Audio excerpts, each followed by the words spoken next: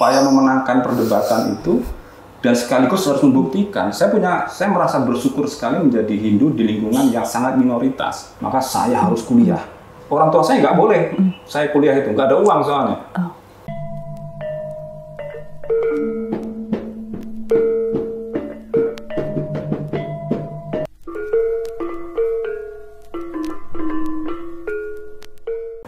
Om Swastiastu, saudara umat sedharma dimanapun berada. Episode kali ini kita akan ngobrol dengan Bapak Tri Handoko Seto. Swastiastu, Pak Tri. Langsung saja, Nje. Ini kita ingin bertanya tentang masa kecil, sejarah masa kecil Mas Seto. Yeah. Asli mana, lahir di mana? Ya, saya itu lahir di Banyuwangi ya, di Banyuwangi pada tahun 70-an gitu. Ya. Kemudian karena orang tua mengalami persoalan politik, maka Seto yang bayi itu merantau ke hutan-hutan di Lampung, di Sumatera Selatan lah, di sekitar situ. Dan setelah 5 tahun balik lagi ke Banyuwangi. Nah, jadi di sanalah mulai mengenal Hindu ya sejak usia sekitar 5 tahun itu. Nah, tentu saja menjadi Hindu di kampung di Banyuwangi itu sangatlah tidak mudah. Ya, kenapa? Karena hampir semua saudara, tetangga, kerabat itu non-Hindu. Bahkan dari keluarga besar, bapak dan ibu, kakek nenek, pak le bule, pak de bude, ya, para misanan dan sebagainya, semuanya non-Hindu. Hanya keluarga kami saja yang Hindu, ya, sehingga seluruh pergaulannya tentu dengan pergaulan yang non-Hindu atau Muslim tepatnya. Ya, maka ketemunya juga pas Lebaran Idul Fitri kalau dengan keluarga besar gitu ya. Sehari-hari di depan rumah juga ada musola gitu ya.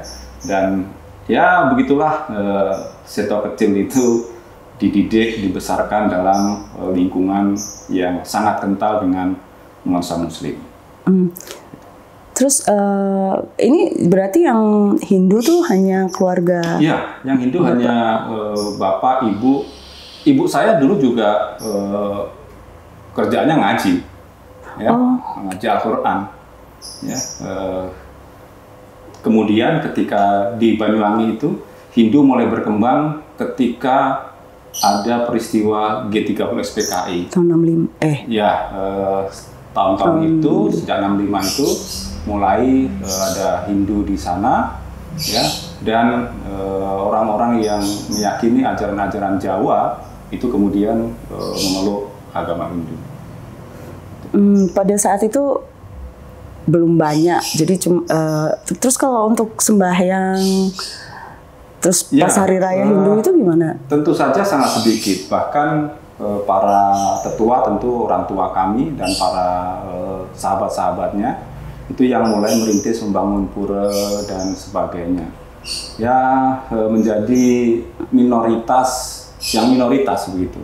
Di Jawa sendiri Hindu adalah minoritas, di Indonesia Hindu juga minoritas. Nah, karena itu tentu tidak mudah ya, menjadi Hindu di lingkungan yang minoritas di Jawa itu sangat tidak mudah. Terus untuk pendidikan sendiri dari kecil? Ya, kan ada pelajaran agama tuh. Betul ya, jadi sekolah untungnya waktu itu ya pemerintah banyak mencetak guru-guru agama. Ya, tentu guru agama sekolahnya di Bali, kemudian ke Jawa menjadi guru-guru agama, dan di situ kami belajar agama.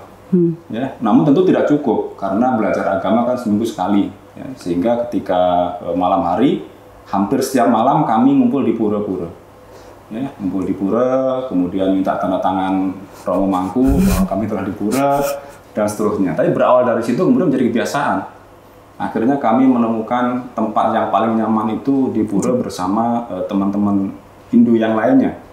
Tentu saja ini membuat kami ya menjadi semacam komunitas kecil gitu ya.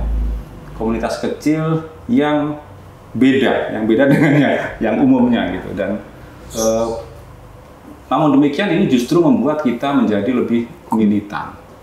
Ya, kami itu di sekolah mayoritas Muslim, SD, SMP, SMA mayoritas Muslim. Hampir setiap hari isinya berdebat, ya, berdebat. Di zaman sekarang kok ada anak masih kecil agamanya Hindu gitu, bukannya Hindu itu agamanya orang tua-tua dulu gitu. Ya. Okay. Ya tentu saja ini membuat kami harus memperdalam agama. Oleh karenanya kalau saya itu mulai dari SD, SMP, SMA itu bacaannya kitab suci, ya, mulai Bhagavad Gita, Sarasamustaya, Caturveda, Upanishad, ya, semua dibaca setiap malam. Tujuannya untuk apa? Supaya besok pagi di sekolah kalau debat kita punya bekal. Gitu. Jadi semua kitab suci hampir pernah saya baca, tapi tujuannya waktu itu bukan untuk pengen tahu tentang hidup sudah tidak, tapi sekedar agar besok kalau debat saya menang. Gitu.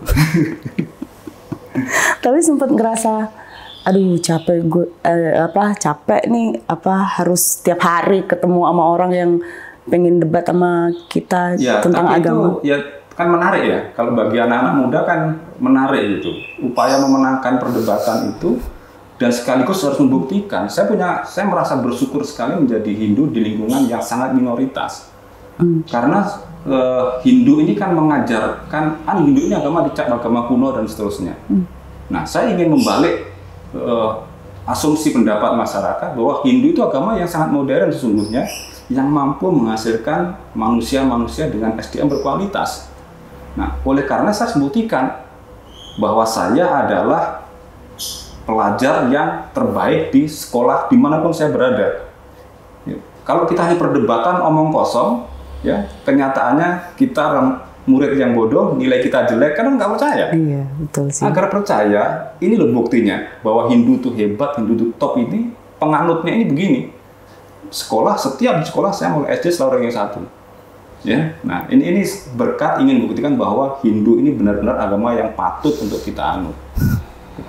Berarti emang udah kuat dari dasarnya aja. Ya karena ditempa oleh situasi yang serba sulit. Bagaimana tidak? Kita itu kalau setiap malam harus ke pura, ya dari rumah ke pura itu ya mungkin 2-3 kilo gitu ya. Kadang jalan kaki, kadang sudah bisa naik sepeda ontel. Itu kalau orang lewat itu, ada Nayaka mau ke pura itu, gitu. Nayaka itu, karena Nayaka itu orang yang belajar itu kan. Nah itu kesannya kita ini orang-orang yang terpinggirkan, gitu ya. Itu sedih tentu saja karena banyak disebut juga orang itu kan menyembah batu, menyembah ini macam-macam. Ya, tentu karena tempaan-tempaan itulah yang buat kita harus membuktikan bahwa kita ini pada pilihan yang benar, gitu. Tapi pada akhirnya teman-teman yang lain bukan Hindu terus jadi bisa akrab, bisa ini. Tentu respect, karena kita sendiri sebagai minoritas respect kepada teman-teman juga bisa menjadi respect karena kita bisa menunjukkan kualitas kita, dan akhirnya ya saling respect itu membuat kita menjalin hubungan yang sangat baik. Asik juga ya. Ada nilai-nilai Hindu yang menjadi pegangan Pak Seto dalam kehidupan? Ya, kalau saya dari kecil dididik orang tua saya satu hal saja, yaitu Satya Wacana. Bahwa apa yang kita omongkan ini haruslah kita laksanakan. Ya, apa yang kita omongkan haruslah kebenaran, haruslah ada buktinya. Karena begitu kita memiliki jiwa yang Satya Wacana, artinya Trikaya Parisuddha itu terangkum semua. Ya, kalau kita mau bicara harus hati-hati, berasal dari hati yang baik, ya, keluarlah perkataan yang baik yang dipertanggungjawabkan melalui tindakan. Jadi dengan Satya Wacana maka kita secara tidak langsung telah menjalankan yang namanya Trikaya Parisuddha. Dan disitulah terbangun integritas. Sekali saja kita ngomong bohong atau ngomong tapi tidak kita laksanakan, maka sesungguhnya hancurlah kredibilitas kita. Betul. Ini kita dengar Bapak kan sampai S3 nih. Iya. Motivasi mengejar pendidikan tinggi Kalau saya dulu sebenarnya orang tua saya itu bisa saya sekolah saja sudah bersyukur ya, karena kan saya waktu masih kecil umur setahun, 2 tahun, sampai 5 tahun ini tinggal di hutan. Ya, tinggal di hutan di Sumatera bagian selatan. Ya, orang tua saya babat hutan begitu, sehingga tidak ada harapan bagi orang tua untuk bisa sekolah gitu. Ibu saya itu kalau melihat anak sekolah SD aja nangis gitu, bisa nggak saya memperlain anak saya? Karena kita tinggal di hutan, nggak ada yang nggak mungkin itu rasanya. Sekolah itu rasanya nggak mungkin. Tapi kenyataan jadi bisa. Ya, lalu saya terinspirasi sosok Pak Habibie waktu itu. Zaman-zaman saya itu kan namanya Pak B.J. Habibie itu sebegitu kuatnya. Iya. Maka saya harus kuliah. Orang tua saya nggak boleh saya kuliah itu, nggak ada uang soalnya. Nggak ada uang. Udahlah, mending langsung daftar tentara, polisi, langsung kerja gitu ya. Tapi karena keinginan saya kuat untuk bisa bekerja di kantornya Pak Habibie, maka udahlah, uangnya ada berapa, itu pasti cukup untuk biaya saya kuliah. Dan ternyata cukup ya. Kalau tidak cukup, saya kerja dulu. Tamat SMA kerja nyari modal juga untuk bisa kuliah. Kuliah juga begitu, sambil kerja dan seterusnya.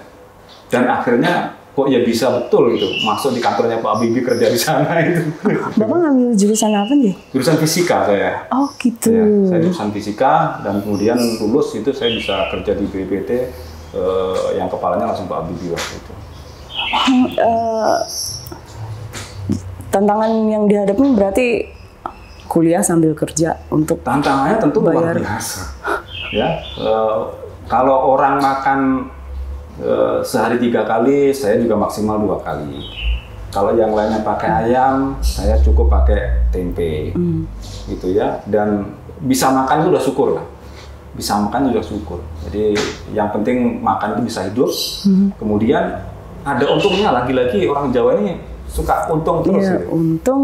Gitu. Dalam situasi seperti itu, maka saya berpikir saya harus cepat lulus. Sangat tersiksa sekali kuliah dengan ekonomi yang sangat terbatas itu. Saya harus cepat lulus, dan saya harus lulus dengan terbaik di situ, harus cum laude, ya, supaya mudah mencari pekerjaan. Dan betul, belum sampai 4 tahun saya sudah lulus, predikat cum laude, dan bisa mencari pekerjaan. Kuliah di mana kalau boleh tahu waktu itu? Universitas Brawijaya Malang. Oh, S1. Iya, S2-nya? Nah, setelah S1 saya masuk BPPT, kemudian di BPPT itu kalau waktu itu gini, istilahnya itu, kalau Anda tidak doktor, Anda mungkin tidak punya masa depan cerah gitu ya. Mungkin Anda tidak akan didengar orang kalau ngomong gitu ya. Maka kemudian saya mencari beasiswa untuk ke luar negeri. Karena ya pandangan orang saat itu kalau kuliah ke luar negeri itu ada nilai lebih. Nah, sehingga saya hanya fokus nyari beasiswa ke luar negeri, dan saya dapat kuliah di Jepang ya, di Kyoto University, dan ya bisa menyelesaikan dengan baik ya. Kemudian kuliah di Jepang itu beasiswanya besar ya. Justru harta yang saya miliki sekarang itu kebanyakan adalah hasil beasiswa dari kuliah di Jepang, bukan uang gaji. Kalau uang gaji itu habis untuk biaya hidup, itu pun kalau cukup. S3 juga di... Iya, S2 dengan beasiswa dalam negeri, ya. Kemudian S3-nya nyari beasiswa dari Jepang. Ya. Dengan jurusan yang sama saya? Ya, jurusannya masalah cuaca. Oh, gini. Kenapa memilih cuaca? Hidup itu mengalir aja, ya. Karena saya pengen kerja di kantornya Pak Habibie, maka masuk ke situ. Nah, begitu saya masuk di sana, ternyata saya ditempatkan di unit kerja namanya hujan buatan. Ya, maka saya harus menjadi the best pegawai di hujan buatan. Harus kuliahnya harus itu, tentang cuaca, tentang hujan, dan seterusnya. Gitu. Jadi mengalir saja kalau itu. Sebentar, Bapak masih di BPPT atau? Ke tahun 2020 kan pindah ke Kementerian Agama ya. Oh gitu. Jadi di Kementerian Agama. Itu berarti sudah langsung pindah dirjen? Tahun 2020 sejak dilantik jadi dirjen itu pindah ke Kementerian Agama, dan sampai sekarang masih di Kementerian Agama. Tapi untuk sains yang masalah cuaca ini masih saya digeluti. Dibesarkan di situ ya. Ilmu saya memang ya sekian puluh tahun tentang itu, maka saya tetap menggeluti ilmu itu, saya tetap menjalin komunikasi dengan teman-teman di bidang itu. Bahkan ya sekarang saya mulai merintis-rintis usaha yang ada kaitannya dengan ilmu yang saya miliki itu. Usaha apa tuh kalau boleh tahu? Saya kepo. Ya, usaha-usaha konsultan cuaca lah kira-kira gitu. Konsultan cuaca itu seperti apa? Iya, setiap institusi kan membutuhkan prediksi cuaca. Bahkan mereka juga membutuhkan modifikasi cuaca. Misalnya ini kok hujan terus ini, gimana caranya biar tidak hujan? Ya, kita kan ada ilmunya ya, secara teknologi. Jadi kita banyak memberi advice. Karena pertanian misalnya membutuhkan prediksi cuaca yang tepat. Apa saatnya menanam apa? Kemudian industri-industri batu bara misalnya tidak butuh hujan yang terlalu banyak. Gitu kita bisa kasih advice lah. Gitu. Konsultan LNJ. Ada pesan buat anak muda zaman sekarang, Mas Seto? Ya, anak-anak zaman sekarang ini memiliki kelebihan dalam hal inovasi, dalam hal kepercayaan diri, dan juga fasilitas infrastruktur teknologi yang sangat memadai. Ya, tentu saja kita tidak bisa minta anak-anak muda ini untuk sama persis dengan kita dulu. Ya, karena sudah beda zaman, beda tantangan. Tetapi yang pasti, ya apapun itu, anak-anak muda tetap harus memiliki semangat yang tinggi, cita-cita yang besar, ya, dan jangan suka mengeluh. Ya, kelemahan anak-anak sekarang ini, mohon maaf, suka sekali mengeluh. Iya, dikit-dikit mengeluh. Ya, suka sekali mengeluh. Selalu ingin sukses dengan cara yang instan. Nah, ini yang harus mulai dipertimbangkan kembali. Bahwa orang-orang besar yang ada sekarang ini menjadi besar karena kesulitan, bukan karena kemudahan. Jadi, jangan dikira orang itu bisa mencari posisi yang tinggi, strata sosial dan ekonomi yang tinggi itu karena kemudahan, bukan. Semua pasti pernah jatuh bangun, merasakan kesulitan. Yang penting kita punya kepercayaan diri kita bahwa kita yakin kita bisa seperti itu. Apalagi bagi teman-teman yang beragama Hindu, anak-anak muda yang beragama Hindu, karena ajaran agama Hindu sendiri, kitab-kitab ajaran agama Hindu sendiri itu dengan jelas memberikan kita kekuatan, ya, kekuatan untuk menjadi manusia yang modern, manusia yang berkinerja tinggi, dan kita tinggal menjalankan saja. Barangkali memang perlu panutan-panutan, inspirator-inspirator, ya, perlu bimbingan, mentor dan seterusnya. Tapi itu harus dilaksanakan. Ya, jangan mudah mengeluh, jangan mudah menyerah. Ya, dengan kecerdasan yang dimiliki anak-anak muda, dengan fasilitas yang ada sekarang, akan jauh lebih mudah untuk menjadi sukses bagi anak-anak muda sekarang. Betul. Setuju. Jadi terima kasih untuk pencerahan untuk anak muda. Ya kan, jangan mudah menyerah, jangan mudah mengeluh, semangat mengejar ilmu, semangat meraih cita-cita. Gitu nggih. Matur nuwun. Terima kasih Pak Mas Seto. Sekian obrolan ringan kali ini, obrolan Dharma. Sampai berjumpa lagi di episode selanjutnya. Terima kasih. Om Santi Santi Santi Om.